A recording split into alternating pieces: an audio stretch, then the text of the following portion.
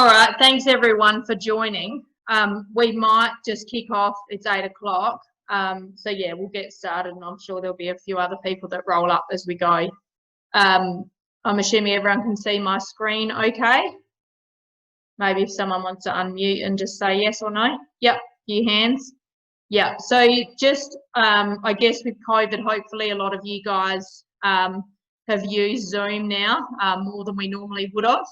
But yeah, you should have a participant control where you can raise your hands. And also there should be a Q&A box. So if you want to ask a question, if you just type it into that Q&A box, we'll be able to answer for you. Also, where I'm actually wanting a bit of discussion through this process. So I'm going to go through some of our results from, it was an MLA producer demonstration site Containment U project, which is running for 3 years on behalf of BIG. So I'm running the project for Barossa Improved Grazing Group. Yeah, over the next 3 years, and I'm Deb Scammell, a consultant based in the Clare Valley. Yeah, that's doing this project basically. So I'm going to run through some results. I've got a lot of sort of producer questions to ask you, and I'm just hoping for a bit of discussion as well. So don't be shy. You should be able to unmute yourselves and talk, or if you can't, type in a question and I can read out a comment or anything that you've got to say. So the BIG, for those that haven't heard, is Barossa Improved Grazing Group. It's a community-driven livestock and farming network which was established in 2012. We basically deliver a range of technical and extension projects. So we've done many MLA producer demonstration sites over the years, some soil projects, pasture walks. We have a major field day each year that's 18th of Feb next year if you want to put it in your calendar. So yeah, it's a great producer group focused on livestock and sort of pasture and soils and other things as well. So this project majorly sponsored also by MLA, so thanks to Meat and Livestock Australia too for sponsoring these type of programs. So the Containment U producer demonstration site, it's basically 3 major sites and 12 minor sites which are scattered throughout the Barossa Valley. So our aim is to show improved lambing percentage, weaning percents, better ewe condition, wool cut, ground cover percent, and improved pasture production over the droughts we've seen over the last few years, just with that extra ground cover. So yeah, we'll be tracking results over 3 years, as I said. There'll be plenty of communication out to producers, with this being one of them. So tonight, as I said, I've dotted through some information about our sites, plus we'll go through some of the results we've seen. I'm going to call on producers to fill in their feedback on some of the areas of feeding or death rate or any issues they've encountered in containment. So yeah, get your thinking caps on when I ask some questions around that. And then I've also got a couple of the producers within the project that will just go through a bit of their experience with containment at the end. So this first thing we tracked was basically just the time across the sites that the ewes were in containment. So last year we had 11 sites total that contained ewes, and there was the main, I guess, area where people were looking to contain was at the end of summer and through that autumn period where there is that large feed gap. We are scattered, I guess, from slightly north of Kapunda through to Springton, a couple through Angaston, Macolta, so over quite a large area. So some of these producers did have access to stubbles and then moved the ewes into containment after that. Some of them on pastures went in slightly earlier, right, you know, sort of early January. So as you can see, you'll hear from Russell Loeffler sort of later during this webinar, that they were pretty much contained ewes for most part of the last 2 years, just because of the dry conditions out where they are, out of Truro, where most of the others use it as a strategic tool. You know, you can see 120, 130 days, but the majority there are between 30 to 50 days in containment, which, you know, when you look at the labour component of the containment period. That's probably a fairly achievable time for most people to utilise the containment pens. So a major part of the project is also looking at the ground cover percentage in paddocks over that summer-autumn period. So there's been a lot of publicity, I guess, NRM implications of maintaining your ground cover, preventing drift, but also we just see that really quick pasture recovery once the rain comes. So what we've got very varied amounts of ground cover there. We've had producers that have probably been containing for the last sort of 5 to 6 years lock up most of their ewes, which is the sites you see that maintain that 100% ground cover. Some of the others, you know, still well over, so 70% I guess is the threshold that we like to keep paddocks over to reduce erosion and improve recovery of pastures. And then down at the bottom end, we've had some people that just tried containment for the first time just with a small group of ewes, so still had relatively reduced ground cover in hills country and things with the rest of their ewes. But a lot of them are looking at containing more due to the results they've got with their first sort of trial batch. Some of the others was outside pests, kangaroos, things that you can't really control that have come in. Sorry, I didn't say there is one site around that Udunda area, so they had quite a bit of kangaroo sort of and pest pressure that reduced ground cover even though the paddocks were destocked. So yeah, a really interesting spread through there, and something we'll be monitoring a little bit more closely this year as well. So I just wanted to put up, I guess I do a lot of private work as well with producers setting up containment areas, and shade's one of the most interesting questions, I guess, that a lot of people are always asking. So I just thought I'd put up a few pictures of things I've seen on my travels, because it is becoming a more crucial part of the containment pens, not only just the animal welfare implications, but also, you know, for farmers, that awareness we need to have about, you know, what people that are out of the industry think of how we're sort of treating our stock. So obviously shade on a 45-degree day when a lot of these sheep are in containment is a pretty good thing to have. So yeah, the photo there on the left is a new structure that's gone up at the site just out of Udunda. So we did look at this on a bus trip last year. Quite impressive shade cloth structure, similar to what's in cattle feedlots up north. So they self-erected it, and it wasn't as expensive as what it probably looks, but yeah, I think will last quite a long period of time, and covered 4 pens there. The second one is at Russell's place, which he'll talk about later. It's some lambing pens he set up. So obviously scrub and trees works really well for shade, but just being aware that stock may ring bark them, so they often need to be protected with wire. And the third one's just a simple setup, literally just with pipe that the producer had and some shade cloth that was quite cheap, but you know, showing you don't necessarily need feet full height. It's just having something available that the sheep can get under. The one on the left here, so I've had a lot of feedlots and containment pens doing this simple setup now. So it's just the highest quality Bunnings, or some people grab them off eBay, shades, shade sails, and then just to your shuttles, which are filled with water to secure them. So you can literally just de-shackle them. If wind's coming up, you can pull them down, but they make pretty good portable sort of shade setups. And far right's another setup that Loftlers have done, which Russell can explain more, but I think it was shelters that they'd pulled down from somewhere else that they got quite cheap, so they've just put them up in all of their pens. And you can see in theirs as well, just that bush down the right-hand side, which I think, you know, in a windy sort of area, just a bit of protection from the elements is pretty handy as well when the ewes, you know, as I said, they're in there for a significant amount of time. So I might just pull up there and I'll get you guys just to give me a bit of feedback. I just want to know, for starters, who we've got online. So I've got a few polls coming up, so I thought I'll just practice with this one. So I just want you to click just what your position is in the livestock industry. So farmer, advisor, reseller, student, or other. So I'll just launch that. You should see it on your screen. And yeah, if you select where you're at, we'll get a bit of a breakdown of who's listening in.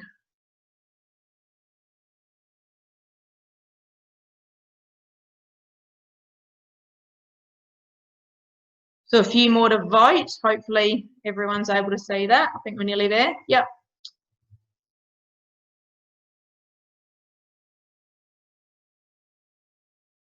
Yep, so I'll show you that. So we've got mostly farmers, a couple of advisors, a student and a few others. And I'll just get you to do one more. So I just want to know, are you currently containing ewes or interested in containing ewes? I've got a few questions coming up that are predominantly aimed at people containing. So yeah, just answer whether you're currently utilising containment feeding for ewes. You're not currently utilising containment feeding, but I'm interested in doing it, or you're not planning to containment feed at all.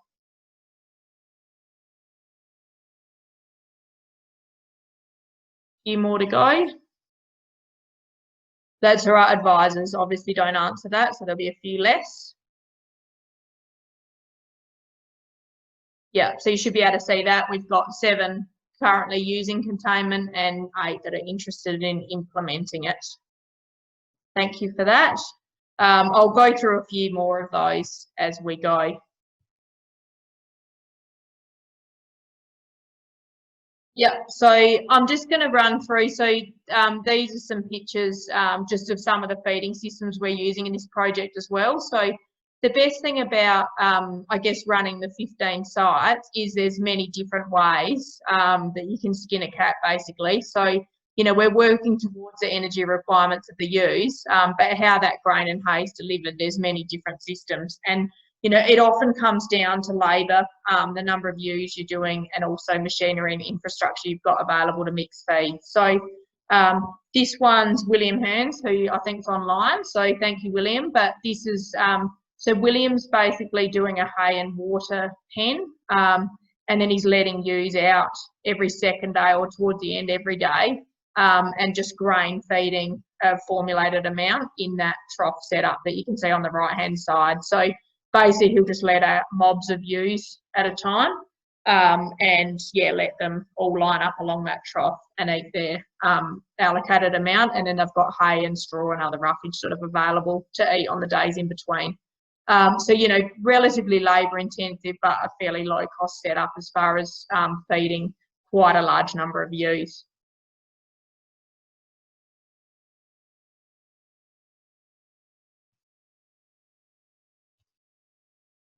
Sorry, it seems to be having issues flicking slides. There we go. Yeah, so we've got one producer that's using a TMR ration, so a total mixed ration, and delivering the feed out in troughs. So they're also doing a large number of ewes, and yeah, finding that the being able to put in a heap of ingredients relatively hay-based is an efficient way for them to feed. So yeah, basically the ewes will have 1 or 2 days feed available in that trough, and they'll come over and consume what they like. And then on the right, we've got a couple of examples of self-feeders. So self-feeders can be tricky because it's hard to control exactly how much grain those animals are eating. But yeah, there's still a higher proportion of our sites and of other clients I work with that are still utilising self-feeders. And with careful sort of manipulation, you can still make it work. So yeah, the 5 guys that said they're containment feeding, I'd be interested in your thoughts on feed delivery as well. But yeah, I'll just launch another poll just on the feeding systems people are using. So I'll just, you guys that are on the panel can vote too now. So I'm just wanting to know what method you're using to feed using containment pens. So self-feeders and roughage provided separately, total mixed rations fed in troughs, feeding ewes grain in a trough and hay provided separately, like Williams we just saw, hay only provided, or other systems.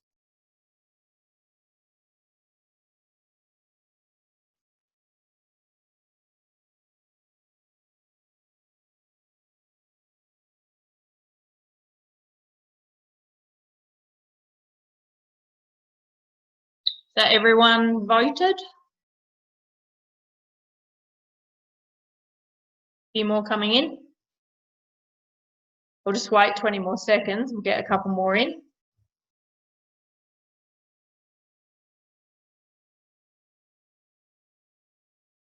Yeah, so I'll share that one. So yeah, so we've got the highest proportion using self-feeders, which is as expected. You know, I think with livestock guys, a lot of you have already purchased self-feeders, so it's an easy step to move them into a pen. Yeah, your total mixed rations, obviously a great system, but just the setup costs are harder initially. Yeah, feeding used grain in a trough works well. And yeah, I'd be interested to hear from the others. Does anyone have any comment on feeding systems they want to share with the group? What's worked for them, how they've controlled grain amounts through self-feeders? I'd be interested to hear who put what their other methods of feeding are.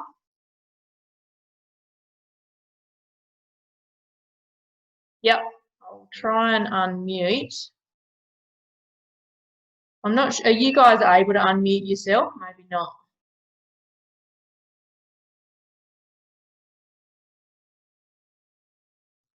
Yep, you should be right to talk now, Stuart.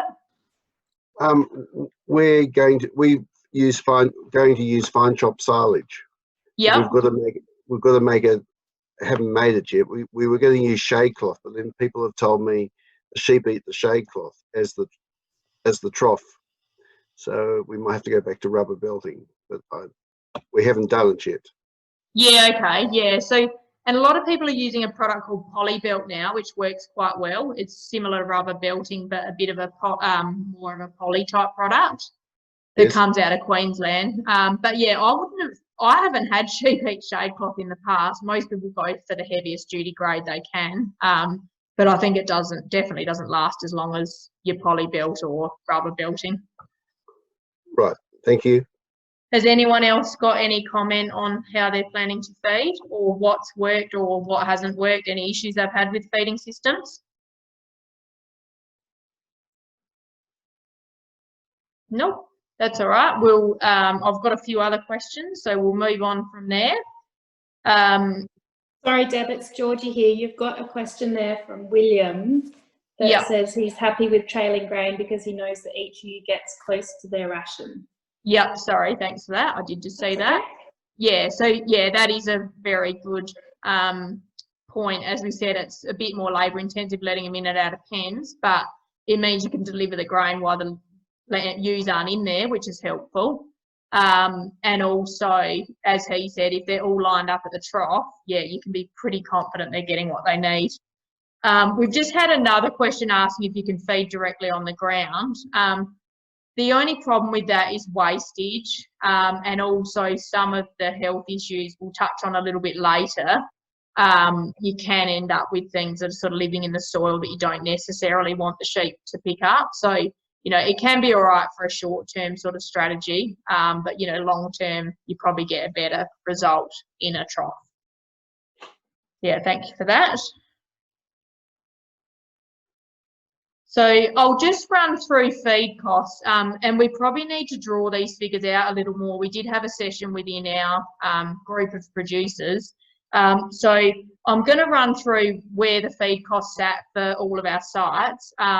I did use standard figures of last year's commodity cost, basically, just because I often find farmers will say, you know, we grew our own hay, so it's only worth $180 a tonne. But, you know, in my mind, if you can sell it for $250 a tonne, that's the value you need to put on it if you're feeding it to stock. So, yeah, we've used barley at $280 a tonne, straw at $150 a tonne, hay at $250 a tonne, vetch hay at $300 a tonne, and lupins at $500 a tonne. So, obviously, all of the commodities were very high compared to what we're going to see this year.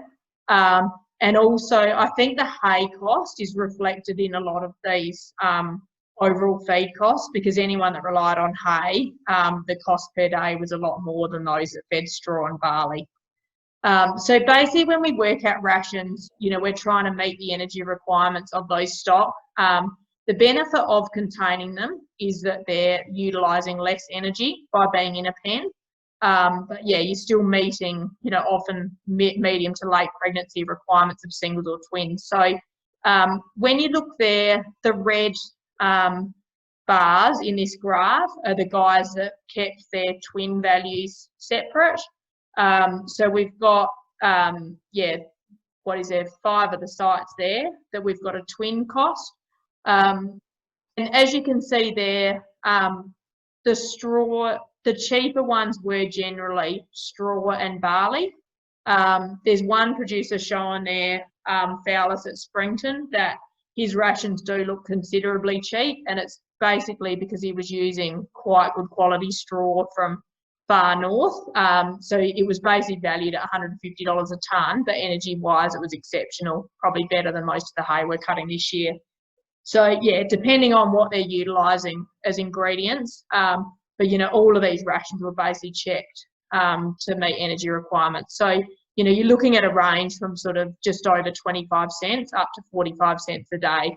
And also there's a difference because a lot of these ewes were kept in quite close to the point of lambing, where some of the others potentially let them out slightly earlier. So that's where I said over the 3 years, we'll potentially tease these feed costs out a little bit more so they're compared to producers that do a more similar system. With your singles then, you've got your a similar basically as what we said with the twins. So we've got some guys there that have relied a lot on straw as a roughage component, where the hay really threw out the cost there just because of the pure value of hay last year. And when we're feeding in containment as well, you like to keep the roughage portion quite high. So there definitely is a large amount of hay or straw going in. Some of the other people you'll see there, we've just got overall amounts with singles and twins all bunched together. And there's also a couple of people you'll see period 1 and period 2, and that's just because they basically put them in over joining or early in the season. Some of them got some extra adjustment, put them back out before them returning in again mid-pregnancy.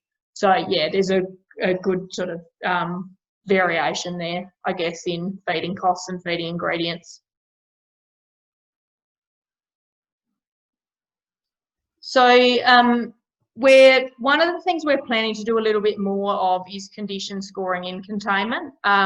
So we did a survey prior to starting this project, and I've put the link at the end because I'm hoping any of you guys that haven't filled the survey out for us yet, I'd love you to do it. It's only about 10 questions, about 6 minutes. But basically 40% of the producers we surveyed are regularly condition scoring ewes.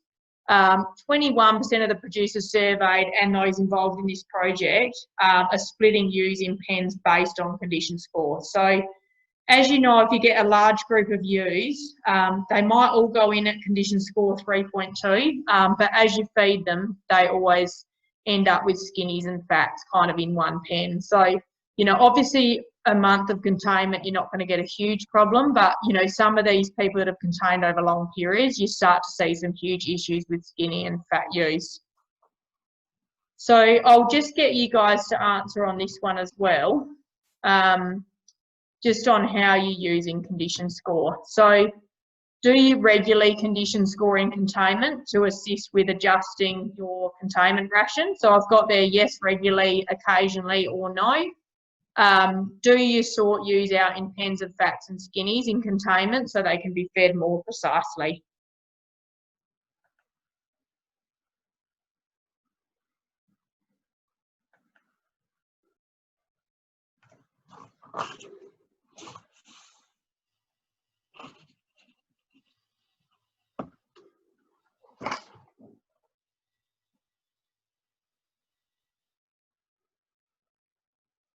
I'll give you 5 more seconds. I reckon most people have replied there.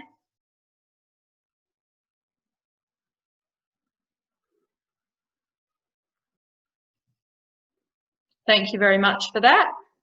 Yeah, so we've got there 29%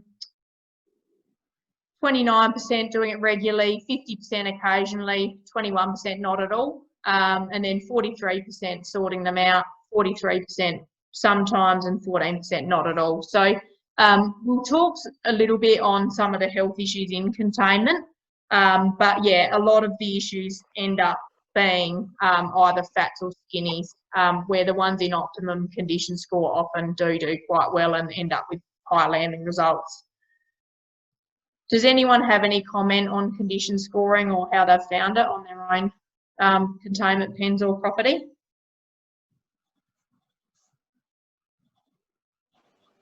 Deb, it's Georgie here. Yeah. We have just started doing fat and skinny use and doing that in our containment lot. We probably do it a little bit dodgy and don't actually, we do conditions for them throughout the time they're in there, but when we're sorting them into fats and skinnies, we actually don't put our hands on every single one. We sort of just run them down the race and fat and skinny them as they come down. I know that's not exactly how you're meant to do it, but practically it gets it done, and we sort of end up, you know, you can tell there's a fat mob and you can tell there's a skinny mob. So we've found that to work quite well. Yeah, gives you a bit of an idea, but it's not 100% perfect, but it still gets the job done.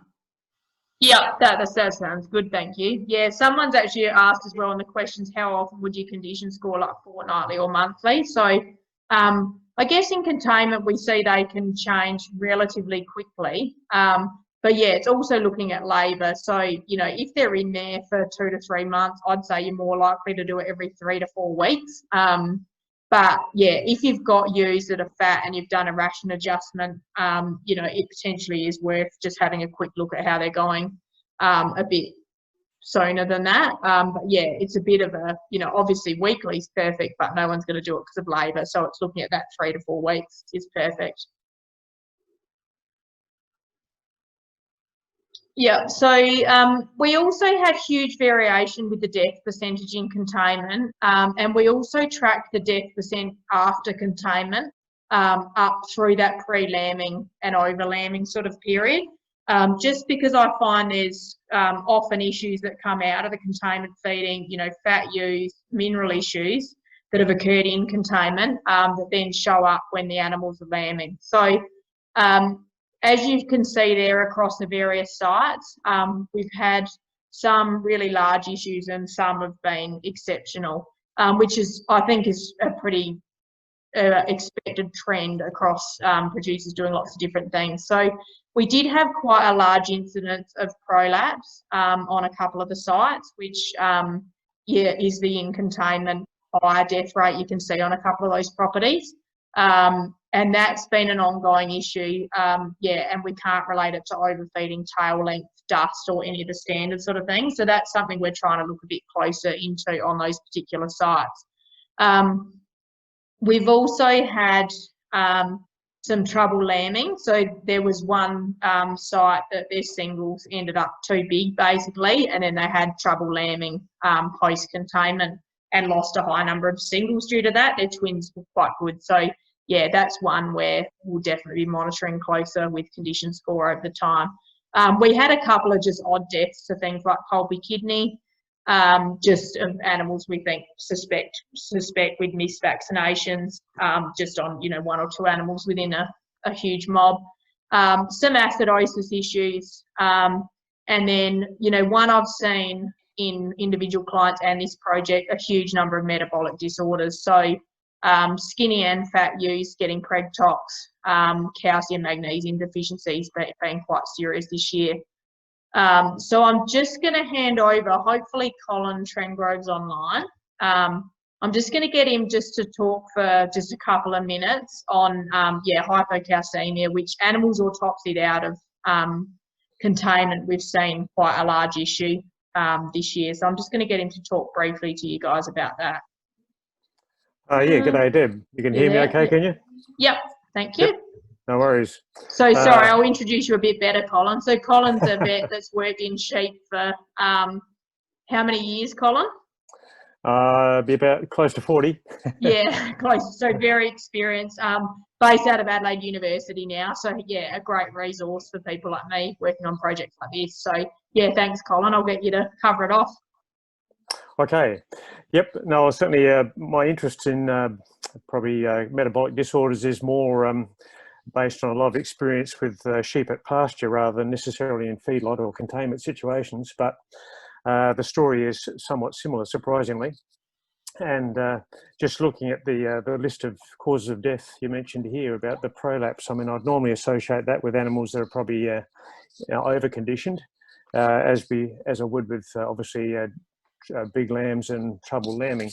But there was also complicated by hypocalcemia, or milk fever as we commonly refer to it. So with milk fever or low blood calcium is generally a result, especially in feedlot or containment situations where they've been getting a predominantly grain ration without any calcium supplement. So oddly enough, we would suggest in most situations that actually use in late pregnancy do get a calcium supplement.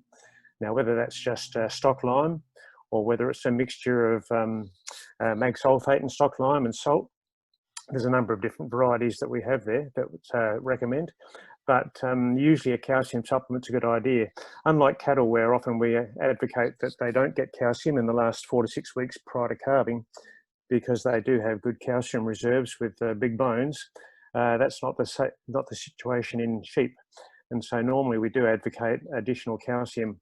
So whether they're on a high grain ration, or if they're on actually a low dry feed ration, or for that matter, even lush green feed, we usually find that the diet is often calcium deficient. And the consequences of a low calcium diet is that for a start, there's a lot of calcium required in the last 6 weeks as the fetus or fetuses are developing. So they do need additional calcium to supply that skeletal development in the fetuses. The other aspect is that calcium is really important for muscle function. And so if the ewe has got a calcium deficit going into lambing, they have a tardy or retarded contractility of their uterine muscles, and so they can actually get a dystocia just because they get a uterine inertia, or in other words, the uterus just fails to contract adequately and they sort of give up. And so yeah, there's a bit of a double whammy there. If you haven't got enough calcium in the diet, one is that the lamb's skeletal development will be underdone, and they might be born smaller than desired, or otherwise with weak bones which are prone to fracture. Alternatively, the ewe can end up with a low blood calcium, and what they tend to do is become down or recumbent, and without a sort of urgent attention with some intravenous or under the skin calcium, they can drop dead after a day or two. But also in the consequence, they may develop a difficult lambing as well. So yeah, there's a number of issues there that can be addressed just by simply providing a bit of additional calcium. So a good recommendation is a 40-40-20 mix of basic calcium, magnesium and salt. And so the normal form that can be put out in is stock lime, magnesium sulfate or Epsom salts, or another one is actually Corsmag, magnesium oxide, and of course some stock salt. So yeah, that's one recommendation, which is addressing the issues of having adequate calcium, adequate magnesium, and the salt is there as really an appetite stimulant to make sure they eat it. So that can be just put out as a loose lick, a drenched drums or half a tractor tyre or whatever you might want to do. Perhaps I'll finish there, Deb. And yep, that was perfect. Thanks, Colin.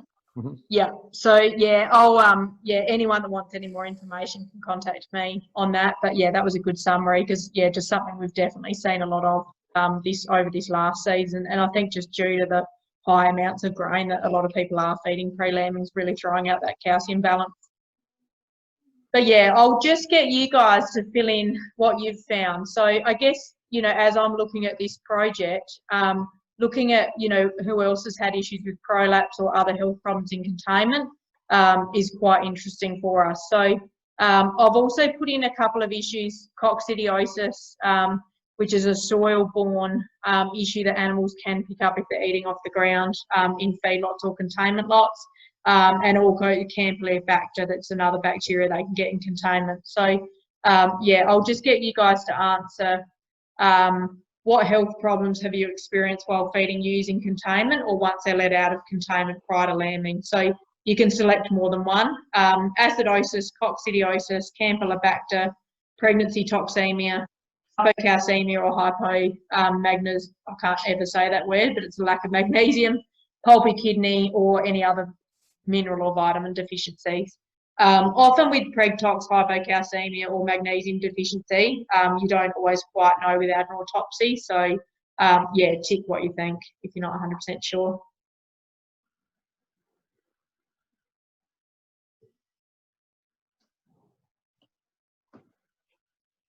And I just realised I didn't actually put prolapse in there. So if you've had prolapse issues, maybe write other. And if you want to write it to me on a question, that'd be handy to know. So I guess with prolapse, we normally expect a very low percent in containment. But yeah, it's the higher percentages we're worried about on some properties. Everyone had a chance to answer that? Yeah, so we've got a bit of a mix there. Yeah, preg tox is definitely a common one in the paddock and in the pen. As I said, underfeeding of energy, but often your fat ewes are the ones that are most prone to preg tox. Acidosis obviously is a huge issue when you're introducing stock to grain, a few campy, and quite a few mineral issues there too, a bit of pulpy kidney and some others. So yeah, we're running low on time, so I might keep going through the rest of the content. But if anyone does sort of have issues, yeah, and that they think, don't hesitate to give me a call if you have sort of prolapse or any mineral deficiencies you want to chat about after this sort of session, or drop me an email. But yeah, I'm going to hand over now to Russell Loeffler. So yeah, I just thought you guys would be interested just to hear on a couple of the producers we've had in the containment project. So we did do a bus trip earlier this year, right before COVID hit, the last time we could probably get on a bus with other farmers. And we're planning to hopefully do another one early next year. But yeah, in the meantime, I thought I'll just get Russell to quickly give you a bit of a summary on what they've been doing out there, because as I said, it has been ridiculously dry over the last 2 years. So I'll just hand over to you, Russell, if you just want to give a brief explanation of your enterprise and when you started containing. Yeah, no worries. We're a mixed farming enterprise. We've got 170 sow piggery. We crop about 1,500 hectares for harvest and sheep feed. And then, yeah, 1,500 ewes self-replacing merino flock. We started containing in the spring of 2017. The rain sort of cut off in August, late August, and didn't have much dry feed going through the summer, so we started yeah, containing ewes then. And pretty much, yeah, a lot of them have been in containment, apart from lambing till, yeah, the start of this year, lambing in April, so a lot of them haven't seen grain feed for, yeah, well over 2 years. Yep, thanks, Russell. So do you want to explain how your pens sort of evolved? Because I think you just pretty much kept building pens as sheep kept coming in, didn't you really? Yeah, pretty much. We got burnt out, like our grazing block, yeah, up sort of Twitter and Coldaway in, I think, 2016 or 17, and so we made a few pens then to shut ewes up, and then we've always feedlotted our own lamb, so we had some pens there, but then no real great planning involved, but yeah. Yeah, no, but they work well. So yeah, and do you want to just cover how containing most of your flocks had an impact on your property as far as ground cover and pasture recovery? You know, you probably had a better season this year. Because I guess I look at, you know, in a dry time, there's always that decision of whether you destock or just keep feeding. Oh, we weren't sure if it was the right idea. I think what I sort of reckon we probably would have been down to sort of 300 or 400 ewes maximum if we hadn't contained anything. Yeah. So, you know, the cost of and you know, we've got all our own breeding genetics, as in if we have to go and buy back in ewes at the moment, which are making really good money, would yeah, I think it's been a good idea. We actually did benchmark our operation earlier in the year, and yeah, the sheep enterprise still made money in containment. So I think yeah, that's that's sort of great. summed up. Yeah.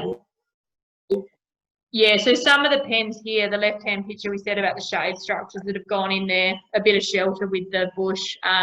That top photo there is some lambs that, yeah, the pens are great because you can use them for weaning lambs and other things as well. But I'll just move on to this next photo because Russell actually set up earlier this year. Basically, they lambed some ewes onto standing crops that were not harvested from the following year, they're early lambers. But when the late lambers came in, there still wasn't much of a break. So he basically built these lambing pens, which are, I don't know if you fill it in, Russell, maybe an acre or so, but had shelter, shade and feed, and they had a great result. So do you want to fill in what you did there, Russell?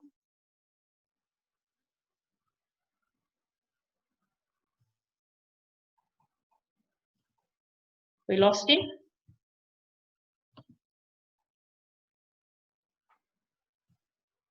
I reckon he's possibly dropped out. So I might get him to come back and explain that. But as you can see, the photos there, he actually had all the percentages, but they achieved an exceptional percentage.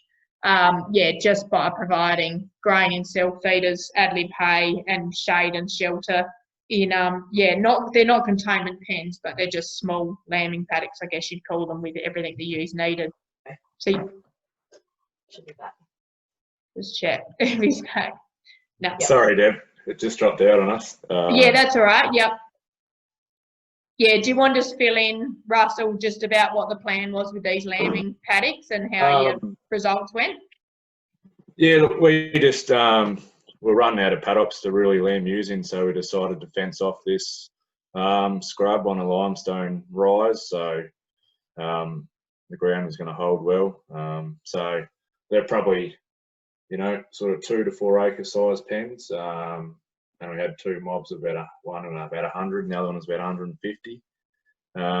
We just had a mixed singles and twins of merinos in one pen, all older ewes, but I think that mob still marked 125%, and then the twins, they were crossbreds, they marked 137%, being locked up in those yards. So it was on par with what we had run out in the paddock. Yeah, that's a great result. And yeah, I find often when ewes are let out and you've just had a break and they're chasing green pick, you can have more issues than if they're just locked into a smaller area. Someone's just asked a question about how many ewes we contain per pen. So yeah, I think a good size mob's probably 200 to 250, just because you don't get as many shy feeders, but it's also about pen space. So we look at about 10 square metres per ewe.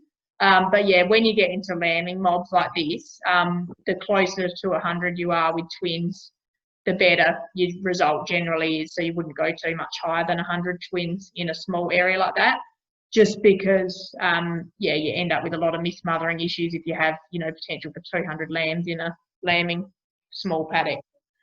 But yeah, thanks very much for that, Russell. Good to see your insight, and we're hoping to potentially visit Russell's sort of flock on our next bus trip. So yeah, I'll keep you guys in the loop on that as well. But I'll just hand over to Pete Mitchell to finish up.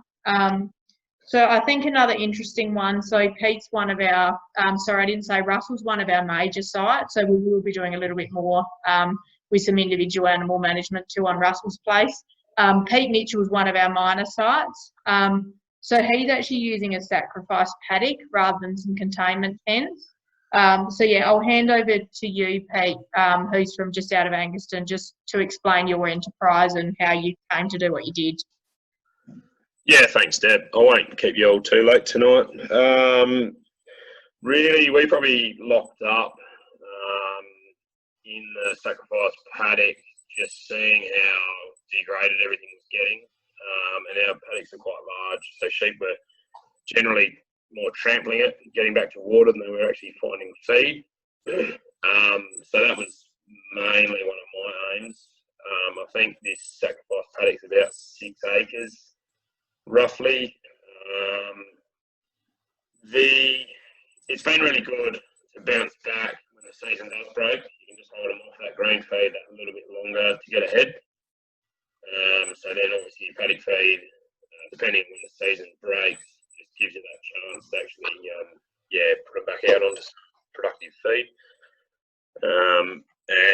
that right-hand photo there you can see on Deb's screen, one thing I made sure I could do was run the seeder into it. So that's a mix of Outback oats and Orotet ryegrass. And we're able to use that as a pre-weaning paddock as well, before our weaners go in onto cereals. So it works well for us. Yeah, great. So you sort of answered my questions there on as far as ground cover and pasture recovery. It helps you. So you did run a mob outside still, didn't you, Pete? But it just meant you could rest a lot more of your farm by having these using.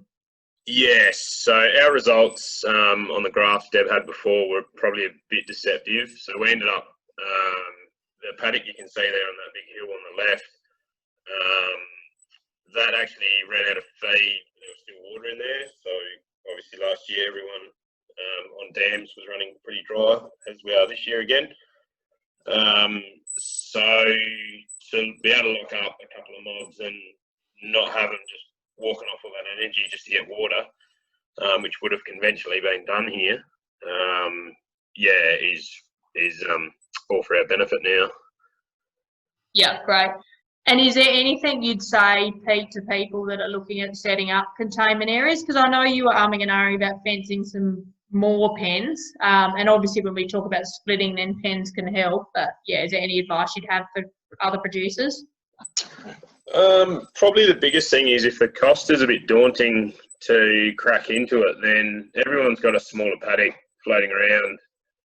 It might not always be in the most convenient spot, but at the same time, just as a trial, even for 2 months, you can always look back and say it either A, didn't work or what happened. But for us, it's worked excellent.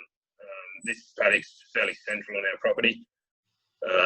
Yes, we might have had a few problems getting, when the season did break and it was a bit damper, getting trailers or tractors in there, just because of a few hills. But all in all, yeah, don't knock it till you try it, really. Yeah, great. Thanks, Pete. Yeah, we're pretty much at the end of our allocated sort of time, but I will open up for questions. So if anyone's got any questions for Pete, Colin, Russell or myself, yeah, you can raise your hand and I'll unmute you or type in a question if anyone wants to ask anything about what we're doing. While everyone's looking at questions, Deb, one thing I will say we did have was a bit of shy feeders was probably our biggest death rate for us. And we did actually trail feed in this paddock to start with, as well as hay. And you could always see just a sort of couple of sheep that would just stand behind the trees there or just be always just away. They just didn't like activity every single day. Going forward, that's probably one thing I'll change is diagnose them a lot earlier and change their habits or whatever, see what we can do to actually get them ahead. Yeah, and that potentially is a bit easier for them to hide out the back in a paddock. Like that probably is one of the benefits of a pen, isn't it, really? Yep. Yep. Yeah, so while you're thinking about your questions, I'll just run through the further plans for the project. So as I said, we've still got another 2 years of this project. So we're looking at, we've just put in an external funding application just to look at individual condition scoring through to individual lambing results using some new parentage technology. So we want to just look at, you know, individually how the condition score of a mob of twin-bearing ewes is going to have an impact on their individual lambing results. We did put it in the initial project, but yeah, it's quite expensive to get the parentage, and we're going to use some new technology to look at that too. So hopefully that'll come through. I've got a lot of private containment guys now that we're going to look at blood testing of ewes as they leave containment to identify the risk of metabolic disorders, just because we did have some quite large hypocalcemia issues this year. Because the season's been slightly better, the advantage is this year we will have some comparison mobs. So it was tricky for people to leave ewes in and out this last year, but within this project, we're more likely to have some mobs out and some in. So we'll be able to work out the extra wool, lamb percent and dollar benefit of containment. And as I said, we're going to have another major field day in March 2021. So watch this space and we'll announce that.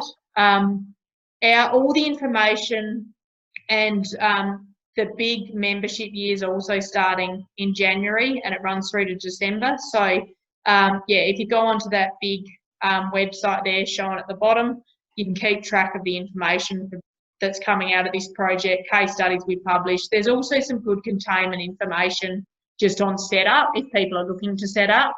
And my details are there also if anyone wants anything further. But yeah, if there's any questions, now is the time to ask them. We've got, what are your thoughts of using loose mineral mixes in the pens? So yeah, I guess I strongly encourage loose mineral mixes just because of the reasons Colin said. So yeah, I probably do prefer a pre-made mineral mix rather than the calcium, magnesium, salt, especially in the last sort of 4 to 6 weeks prior to lambing, just because you get your other micro minerals and vitamins that often help boost that sort of lamb's early growth, immunity and things like that. So yeah, I quite like a high magnesium lambing lick 4 to 6 weeks out, which most of these people that were in our sort of project are using a loose lick. So I did actually write a tech document on that, which should be on the big website if anyone's interested in looking that up, just on using minerals in containment. Anything else for anyone before we shut the webinar off? Deb, I've got a quick question. It's Georgie here for this year, just thinking about how the season's looking at the moment. Are we better off to contain our ewes early and look after the paddock feed that we've still got in our pastures with the opportunity that we can let our ewes out earlier in late pregnancy, or do you flip it around and put them in later so that they're contained sort of right up to lambing? Like, what's your sort of feeling? It's a tough one, I think.